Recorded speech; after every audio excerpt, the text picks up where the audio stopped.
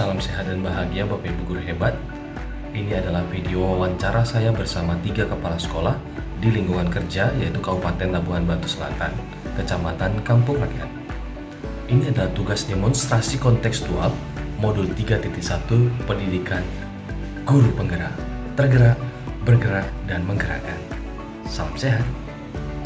Bapak Ibu guru, saya Beri Nusantara, CGP Angkatan 10 Kabupaten Labuhan Batu Selatan. Kami akan melaksanakan sesi wawancara bersama Ibu Kepala Sekolah. Saya Rini Mulyani Srega, SPD, saya Kepala Sekolah dari TK Mutiara Bunda Perkebunan Berlanda. Baik Bu, ini saya akan memberikan pertanyaan 1-8 pertanyaan kurang lebih 10 menit. Apakah Ibu bersedia? Baik Bu, karena Ibu bersedia, kita mulai dari pertanyaan pertama. Selama ini, bagaimana Ibu dapat mengidentifikasi kasus-kasus yang merupakan dilema etika atau bujukan moral? Dilema etika dan juga bujukan moral.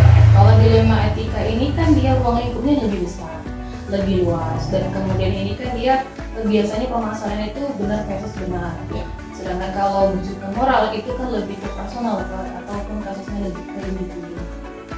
Lebih besar dan ini lingkupnya lebih kepada individu ya, lebih kecil ya.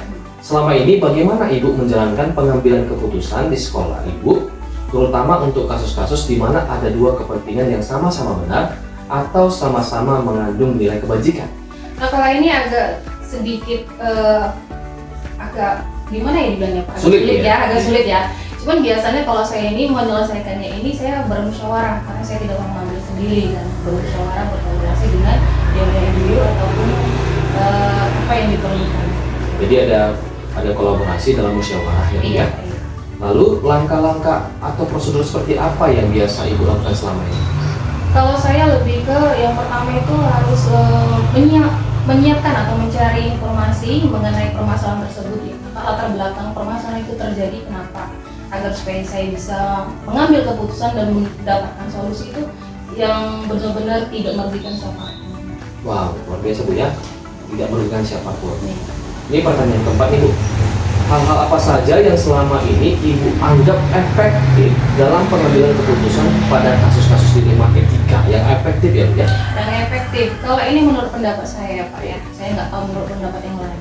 Jadi kalau menurut saya itu sih, kalau saya itu lebih ke meningkatkan rasa kepekaan atau rasa peduli kepada lebih kepada mawas diri lah. pada mawas diri gitu kan. Jadi kadang saya juga menempatkan diri saya bagaimana seandainya kalau yang terjadi itu terjadi kepada anak saya kelak nanti. Jadi untuk itu kan harus ada sisi-sisi yang bisa diambil dari hal tersebut ya Pak. Jadi lebih merasakan gitu. Lebih merasakan. Oke. Berikutnya Ibu, hal-hal apa saja yang selama ini merupakan tantangan dalam pengambilan keputusan pada kasus-kasus dilema etika? Jadi ketika Ibu mengambil keputusan pasti ada tantangan. Hal apa saja? Kalau tantangannya banyak ya Pak ya, tantangannya itu banyak, apalagi kan sekolah kami ini kan di bawah naungan desa. Iya. Jadi ada beberapa hal yang memang ada yang dikeluarkan dari desa, anggaran dari sana. Jadi kami lebih banyak itu, salah satunya itu yang paling sering itu dengan orang tua murid gitu, Pak. Jadi kalau ada suatu permasalahan, jadi terkadang kami belum bisa menyampaikan ataupun konsep yang kami kasih ke orang tua mungkin belum dipahami. Jadi sekarang tantangan kami itulah Pak, untuk menyelaraskan pemikiran bersama orang tua. Jadi perlu ya Bu untuk menyamakan persepsi Bu ya, antara pihak sekolah dan orang tua atau wali murid. Iya. Tentang berbasis peraturan tadi Bu ya. Iya, peraturan. Karena peraturan itu ada biasanya untuk keadilan Bu ya. Iya, Biar benar. sama rata setiap murid kita bisa Iya. merasakan ya Bu ya. Iya. Lalu ini Bu, pertanyaan selanjutnya. Siap Bu ya. Bisa. Kita lanjut lagi nih tetap ya. Iya. Oke. Apakah Ibu memiliki sebuah tatkala atau jadwal tertentu dalam sebuah penyelesaian kasus dilema etika? Apakah Ibu langsung menyelesaikan di tempat Oke. atau memiliki sebuah jadwal untuk menyelesaikannya? Bentuk atau prosedur seperti apa yang Ibu jalankan saat ini? Jadi pertanyaan jadwal ya Pak? Iya. Kalau misalnya ada kasus dilema etika atau apa itu, jadi kalau saya itu nggak ada jadwal ya Pak ya. Jadi sebenarnya tergantung dengan kasusnya apa. Keadaan saat itu. Tergantung keadaan saat seperti itu. Apakah bisa diselesaikan pada saat itu juga atau tidak gitu kan?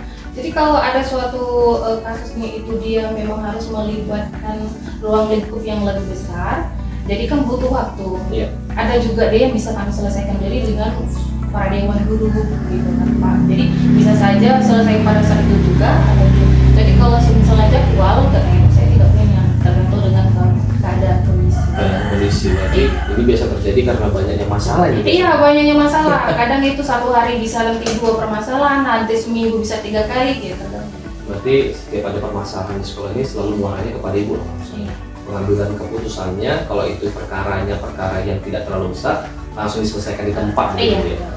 Oke Bu. Lalu pertanyaan ke-7 nih. Oke. Adakah seseorang, ini kita bahas seseorang, atau faktor-faktor apa yang selama ini mempermudah atau membantu ibu dalam pengambilan keputusan dalam kasus-kasus dilema etika? Kalau faktor mendukung itu ya Pak ya, seseorangnya sih kalau bilang faktor pendukung kalau Faktor. saya, faktor pendukung. Nggak seseorang ya, langsung Nggak fokus ke seseorang gitu faktor ya, ya. nggak langsung. Oke. Karena ini kan karena apalagi saya kan di sini kan kami ada pembina kami, Iya. ada juga komite sekolah dan juga ada dewan guru. Jadi biasanya saya mengambil keputusan itu bukan hanya berdasarkan saya sendiri pribadi.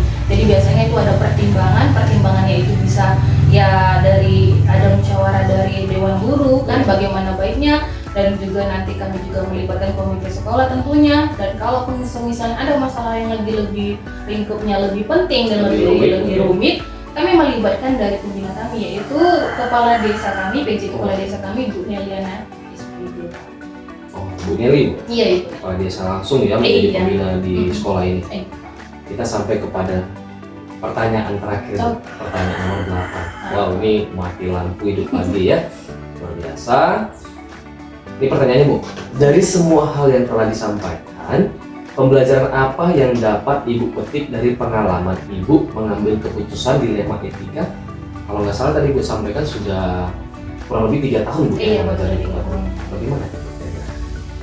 Dari yang selama ini, yang dari pengalaman saya Pak, pengalaman saya yang sudah 3 tahun ini kurang lebih menjabat sebagai kepala sekolah di sini, tentunya itu banyak ya Pak, banyak pengalaman yang bisa saya petik dari sini, nilai-nilai kebajikan yang bisa saya petik dari semua permasalahan yang saya ambil, kan gitu kan Pak.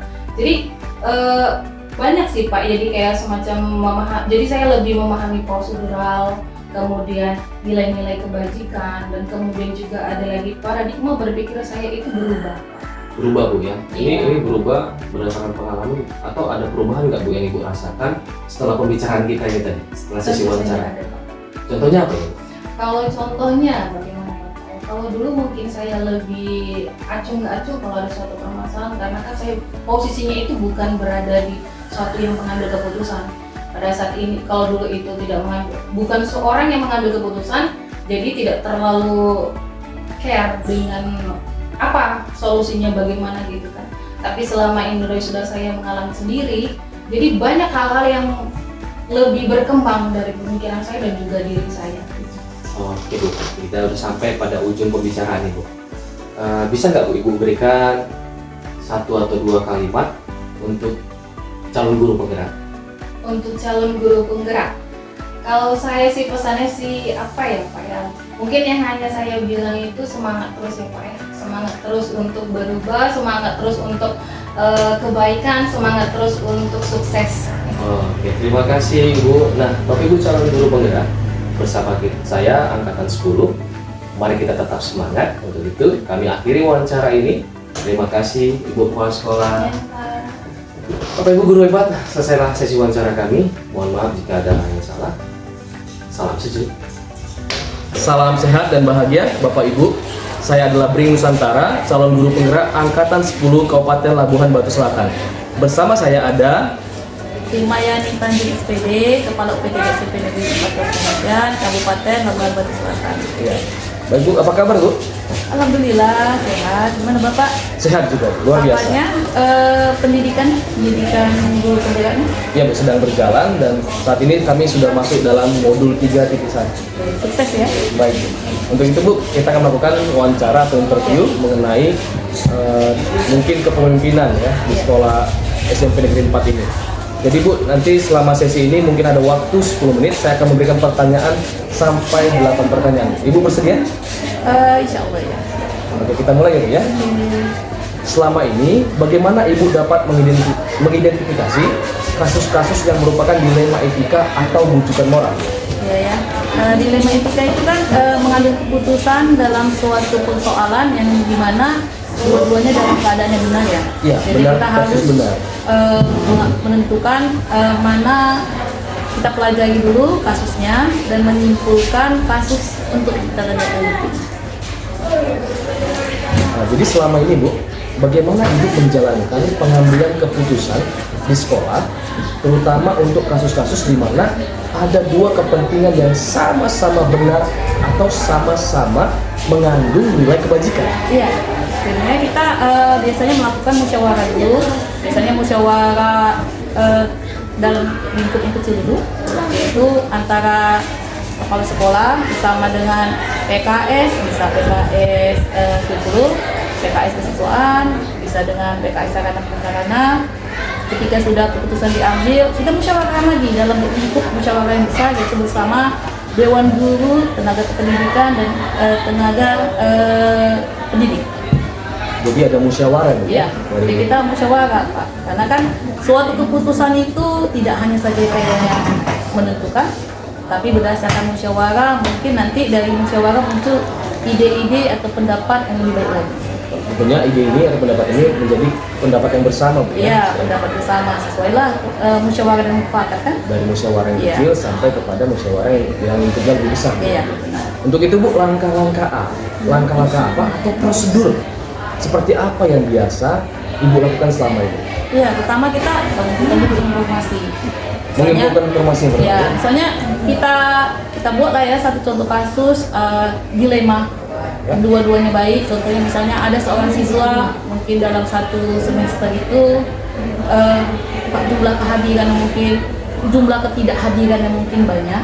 Ya, jadinya berdasarkan sebenarnya peraturan tata tertib sekolah itu kan ada sekian 70% dia tidak hadir, dia itu bisa buat siswa panggilan pertama, kedua, dan bisa mungkin sampai dikeluarkan gitu. Cuman kan ada hal-hal yang perlu kita musyawarahkan. Yang pertama itu informasi dulu, kenapa siswa ini misalnya tidak hadir, jadi tidak tahu latar belakangnya bagaimana. Yang kedua, melibatkan semua pihak kita libatkan terkait masalah ini. Contohnya kayak tadi siswa yang absensi cukup tinggi Iya. itu kita libatkan pertama wali kelas, yang kedua ada guru BK, yang ketiga ada PKS kesiswaan, ya baru nanti kita bawalah ke dalam musyawarah Dewan Guru. Terus untuk mendengarkan pendapat ini kita musyawarah lebih luas itu Dewan Guru dan mengevaluasi argumen. Nah, pendapat-pendapat tadi kita kumpulkan mana yang terbaik dan disepakati, itulah yang akan mempertimbangkan untuk mencari kesimpulan atau solusi. Dengan mempertimbangkan nilai-nilai peraturan dan tata tertib yang ada di sekolah dalam menyelesaikan suatu masalah tersebut. Jadi tetap saja langkah-langkahnya Bu tetap harus diawali dengan menggali informasi dulu Iya. supaya tahu latar belakang Iya. kasus itu terjadi Iya. seperti apa. Karena kan apalagi yang berhubungan dengan peserta didik itu individu, kita tidak bisa lepas dari latar belakangnya. Jadinya ada latar belakang sosial, ekonomi, ya lingkungan masyarakatnya itu kan jadi kita terlepas. Iya. Segitiga dalam suatu pertumbuhan anak itu kan ada lingkungan keluarga, lingkungan masyarakat, lingkungan sekolah. Itu tidak bisa kita lepaskan. Itu benar-benar ada Iya. mendalam Bu ya. untuk Mendalam menangani kasus ini. keterlibatan tiga pihak ini. Tapi ketiga pihak ini juga pengaruh dari kodrat anak dan kodrat zaman ya Bu ya. Iya. Ya. Untuk itu Bu, hal-hal apa saja yang selama ini Ibu anggap efektif? Ya tadi kan dari musyawarah, berkoordinasi dengan guru BK, wali kelas, lalu ada juga PKS siswa ya. Iya. Jadi hal apa saja yang selama ini Ibu anggap efektif dalam pengambilan keputusan pada kasus-kasus dilema etika? Ya, pertama kita musyawarah, jelas ya. Yaitu mengutamakan rasa kita peduli kita peka terhadap masalah-masalah yang muncul di lingkungan sekolah maupun ya lingkupnya juga lebih besar, bisa juga di lingkungan di luar sekolah. Masalah perkembangan anak tadi kan, yang 3 hal tadi, pengaruh 3 hal tadi. Terus juga diskusi sama pemangku kepentingan juga. Jadi tidak hanya dewan guru, tapi bisa juga kita libatkan aparat atau tokoh-tokoh masyarakat yang ada, pihak terkait, pemangku kepentingan dalam dunia pendidikan. Dalam dunia pendidikan ada komite, ya kan, ada tokoh-tokoh masyarakat, tokoh agama, pihak-pihak desa juga bisa kita libatkan lebih luas. Jadi dengan banyaknya yang terlibat seperti ini Bu dalam proses pengambilan keputusan yang Ibu lakukan, tentu saja ada tantangan Bu ya. Lalu hal apa saja yang selama ini ya merupakan tantangan dalam pengambilan keputusan pada kasus-kasus dilema etika?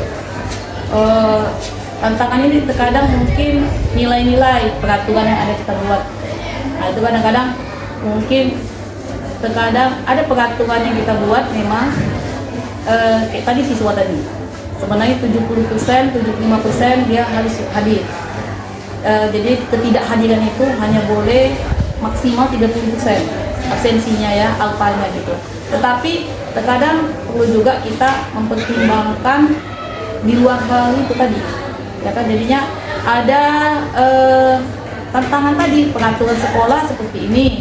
Sementara kehidupan anak ini di latar belakangnya itu seperti ini gitu. Jadinya dua hal ini kadang-kadang harus kita seragamkan, harus kita berdasarkan peraturan, tapi kadang-kadang peraturan ini harus dilanggar demi kebaikan anak ini gitu. Jadi semuanya kepentingannya berujung pada murid ya? Enggak semuanya berujung pada murid. Kita kasih kesempatan juga kan, kesempatan pertama, kesempatan kedua gitu. Tapi kalau tidak ada perubahannya, ya bisalah kita komunikasikan dengan orang tua. Ya, apakah kita pindahkan sekolah gitu kan, asalkan anak itu tetap berlanjut mengikuti pelajaran walaupun tidak di sekolah kita. Bu, saya setuju dengan yang Ibu katakan tadi, berarti tetap saja sekolah dan Ibu sebagai pimpinan memikirkan tentang kebutuhan belajar murid terpenuhi ya. Iya. Lalu Bu, apakah Ibu memiliki sebuah tatkala atau jadwal tertentu dalam sebuah penyelesaian kasus dilema etika? Apakah Ibu langsung menyelesaikan di tempat atau memiliki sebuah jadwal untuk menyelesaikannya? Bentuk atau prosedur seperti apa yang Ibu jalani? Iya, kalau masalah waktu tergantung ya, karena kan nggak setiap saat kita mempunyai masalah yang seperti apa namanya, etika moral itu, etika moral, akan selamanya masalah yang dilema antara dua semua benar itu, tetapi kalau dalam satu semester itu yang pertama tergantung kebutuhan. Yang kedua, kalau memang banyak masalah itu, terlalu banyak masalah itu, nanti kita bicarakan biasanya laporan dari wali kelas, dari guru BK, masalah itu kita buat alokasi waktu tertentu. Misalnya kayak anak yang banyak, kita lanjut dari kasusnya Pak ya, dari kasusnya yang masalah absensi tadi, bisa kita lakukan visit home, kunjungan ke rumah, itu kan ditentukan jadwalnya, tanggal sekian kunjungan si A, tanggal sekian kunjungan ke si B. Itu biasanya dilakukan oleh wali kelas dan guru BK. Wali kelas dan guru BK ya? Ya, jadinya tergantung situasi dan kondisinya, apakah kebutuhan masalahnya itu mendesak atau kalau memang terlalu banyak masalah dalam satu semester itu kita buat jadwal tertentu. Buat jadwal dan pasti ada alokasi waktu. Iya, alokasi waktu. Nah ini Bu, kita mau mengulas lagi Bu. Tadi kan Ibu katakan bahwa musyawarah dengan yang terkecil sampai yang terbesar, sampai pihak yang terkait. Nah ini saya pertanyaannya lebih kepada ini. Adakah seseorang ya, Bu, atau faktor-faktor apa yang selama ini mempermudah atau membantu Ibu dalam pengambilan keputusan dalam kasus-kasus dilema etika? Kerjasama. Jelas, kerjasama antara kepala sekolah, dewan guru, PKS, membantu kepala sekolah, dibantu sama guru BK dan seluruh dewan guru. Jadi memang keputusan itu diambil bersama. Kenapa? Karena supaya bersama kita mengatasi siswa ini ketika ada permasalahan. Jadi memang untuk satu kasus kita rapatkan, kita musyawarahkan dan diambil keputusan itu kalau memang masalahnya banyak diambil seluruh keputusan oleh rapat Dewan Guru. Ya, tapi kalau kasusnya hanya 1 atau 2 mungkin hanya rapat kecil saja antara BK, PKS Kesiswaan dan wali kelas dan kepala sekolah. Oke Bu, berarti dalam pertanyaan tadi Ibu menjawab bahwa faktornya kerjasama Bu ya? Ya, kerjasama. Nggak ada faktor seseorang gitu? Ada seseorang atau faktor tadi saya tanyakan, Ibu lebih kepada faktor ya berarti ya? Iya. Berarti ada kolaborasi yang tercipta di UPTD SMP harus Negeri 4 ini ya? kolaborasi kan itu Oke diperlukan. Bu. Nah ini Bu pertanyaan terakhir untuk kita diskusi pada saat ini. Jadi menjadi pertanyaan nomor 8 ya. Dari semua hal yang telah disampaikan, pembelajaran apa yang dapat Ibu petik dari pengalaman Ibu mengambil keputusan dilema itu? Iya. Yang pertama kita harus langkah-langkahnya dulu kan. Langkah-langkahnya dulu supaya prosedural ya.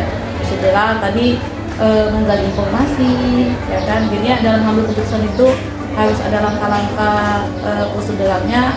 Dan kedua nilai-nilai. Kita harus memahami nilai-nilai, tata tertib, peraturan-peraturan yang ada di sekolah, terus paradigma berpikir. Jadinya tidak hanya terbatas di lingkungan sekolah saja, tapi bisa kita luaskan ke lingkungan tempat tinggal peserta ini atau masyarakat. Berarti memikirkan bagaimana murid ini mengimplementasikan apa yang didapat di sekolah dibawa ke dalam lingkungan masyarakat sosial. Iya, atau misalnya ada permasalahan, ya seperti saya bilang tadi, maka harus kita pelajari kan latar belakangnya seperti apa. Yang tiga faktor tadi. Iya, tiga faktor. Nah untuk itu pun saya mencatat di sini poinnya ada langkah-langkah sesuatu itu supaya mengatasi sebuah dilema etika, ada prosedur yang dijalankan ya. Iya. Lalu juga ada nilai-nilai peraturan yang harus dipikirkan dan ada paradigma berpikir yang luar biasa sekali Bu ya. Saya sangat terkesan Bu dengan hasil wawancara pada saat ini, dan saya sudah menyelesaikan, dan kita ya sudah menyelesaikan 8 pertanyaan ya Bu tentang bagaimana kepemimpinan Ibu selama menghadapi sebuah dilema etika atau pendidikan moral yang ada di UPTD SMP Negeri 4. Untuk itu Bu, saya terima kasih Bu ya. Oke, demikian Bisa saya Pak? Demikian Bapak Ibu Saudara, hasil interview saya kepada Ibu Irma Yani Tanjung, Kepala Sekolah UPTD SMP Negeri 4 Kapur Ayat. Salam sehat dan bahagia. Kembali lagi bersama saya, Bri Nusantara, calon guru penggerak Angkatan 10 Kabupaten Labuan Batu Selatan. Bersama saya ada Bapak Kepala Sekolah UPTD SDN 11 Pekantolan. Mau perkenalkan namanya Pak? Pak Siregar ya. Nah, dan saat ini kita akan melaksanakan wawancara. Pertanyaannya ada 8 Pak. Kira-kira waktunya kurang lebih 10 menit. Apakah Bapak bersedia? Bersedia. Oke Pak. Kita mulai Pak ya. Selama ini bagaimana Bapak dapat mengidentifikasi kasus-kasus yang merupakan dilema etika atau bujukan moral? Ya, mempelajari dan menyimpulkan kasus yang terjadi dan menindaklanjuti. Ada tindak lanjut Pak ya? Ya, tindak lanjut. Jadi selama ini Pak, bagaimana Bapak menjalankan pengambilan keputusan di sekolah Bapak, terutama untuk kasus-kasus di mana ada dua kepentingan yang sama-sama benar atau sama-sama mengandung nilai kebajikan? Ya, tentu kami bermusyawarah para wakil kepala sekolah dan juga apa yang terjadi atau suatu kesepakatan, maka sekolah mengumpulkan guru BTK dan kembali musyawarah gitu. Jadi ada musyawarah Pak ya, Ya, ada untuk mencapai sebuah keputusan. Pertanyaan yang ketiga ini Pak, langkah-langkah atau prosedur seperti apa yang biasa Bapak lakukan selama ini? Ya, yang pertama sekali saya mengumpulkan informasi yang cukup, melibatkan semua pihak yang terkait, dan untuk mendengarkan pandangan dan mengevaluasi argumen dan mempertimbangkan dampak jangka panjang atau jangka pendek, dan juga memperhatikan nilai-nilai yang mencari solusi dan dapat memenuhi kepentingan kedua belah pihak secara adil dan seimbang. Berarti Pak ada proses menggali informasi dulu Pak ya, supaya keputusan itu bisa adil ya Pak ya. Pertanyaan selanjutnya Pak, hal-hal apa saja yang selama ini Bapak anggap efektif dalam pengambilan keputusan pada kasus-kasus dilema etika? Ketika kita berhadapan dilema etika hal itu, kita cukup efektif dalam pengambilan keputusan dalam kasus dilema etika adalah menggunakan 3 prinsip solusi. Yang pertama yaitu berpikir berbasis akhir, yang kedua berorientasi pada aturan yang benar, dan yang ketiga mengutamakan rasa peduli. Kemudian memperhatikan dampak jangka panjang yang merupakan suatu efektif. Selain dari itu juga saya melakukan diskusi para dewan guru dan pemangku kepentingan dan menyelesaikan kasus dan permasalahan. Berarti seperti itu Pak ya prosesnya Pak ya. Untuk pertanyaan kelima nih Pak, hal-hal apa saja yang selama ini merupakan tantangan dalam pengambilan keputusan pada kasus-kasus dilema etika? Tentu saja ada tantangan Pak ya. Ya, menurut saya dilema etika adalah permasalahan yang memang agak sulit untuk diputuskan karena menyangkut dalam hal-hal yang sama benar, tapi itulah tantangannya. Namun sama kembali kepada para nilai-nilai yang pegang teguh dalam aturan yang berlaku, serta tidak lupa kepedulian yang sama juga harus sama-sama dipertimbangkan. Harus sama-sama dipertimbangkan ya Pak. Untuk pertanyaan ke-6 Pak, dalam menyelesaikan kasus dilema etika Pak, Bapak selama ini membuat tatkala atau jadwal Pak, atau menyelesaikannya langsung di tempat? Oh, itu tergantung seberapa yang mendesak dan seberapa besarnya pengaruh terhadap lembaga yang saya pimpin. Tapi jika memang memerlukan waktu pihak lain ya yang terlibat, maka saya membuat alokasi waktu khusus Begitu Pak ya, jadi ada kasus yang ditangani langsung, ada juga alokasi waktu yang terjadwal Pak ya. Untuk pertanyaan ke-7 nih Pak, ini ada nggak Pak yang seseorang atau faktor pendukung Bapak menyelesaikan masalah? Oh, sebagai seorang kepala sekolah, Iya. tentunya harus membuat keputusan dengan berdasarkan nilai kebijakan dan yang saya pahami. Namun melibatkan dewan guru atau pihak terkait juga bukan hal yang salah selama ini, baik untuk siswa atau lembaga. Pengembangan kompetensi kepala sekolah yang terbagi dalam 5 dimensi antara lain kompetensi kepribadian, manajerial, supervisi, kewirausahaan, dan sosial. Wah, luar biasa ya Pak. Kita sampai kepada pertanyaan terakhir nih, Pak. Yang nomor 8. Dari semua hal yang telah Bapak sampaikan tadi, pelajaran apa yang dapat Bapak petik dari pengalaman Bapak mengambil keputusan dilema etika? Oh, nilai-nilai kebijakan dalam diri, prinsip pengambilan keputusan, paradigma berpikir, dan langkah-langkah pengambilan keputusan menjadi dasar keputusan yang bertanggung jawab. Menjadi dasar pengambilan keputusan itu harus bertanggung jawab, Pak. Dipikirkan dari bagaimana paradigma berpikir kita, nilai-nilai kebajikan, dan langkah-langkah prosedural. Oke Pak, terima kasih Pak untuk wawancara pada kesempatan ini. Luar biasa sekali Pak, saya mendapatkan jawaban-jawaban yang lugas dari Bapak, dan memang jawaban-jawaban yang sudah Bapak persiapkan. Luar biasa Pak. Terima kasih ya Pak. Ya, sama-sama. Mudah-mudahan berhasil. Amin Pak, amin. Mudah-mudahan berhasil dalam pendidikan guru penggerak Angkatan 10 Kabupaten Labuan Batu Selatan. Demikianlah tugas demonstrasi kontekstual yang telah saya buat dalam modul 3.1 pendidikan guru penggerak. Terima kasih. Salam sehat dan bahagia.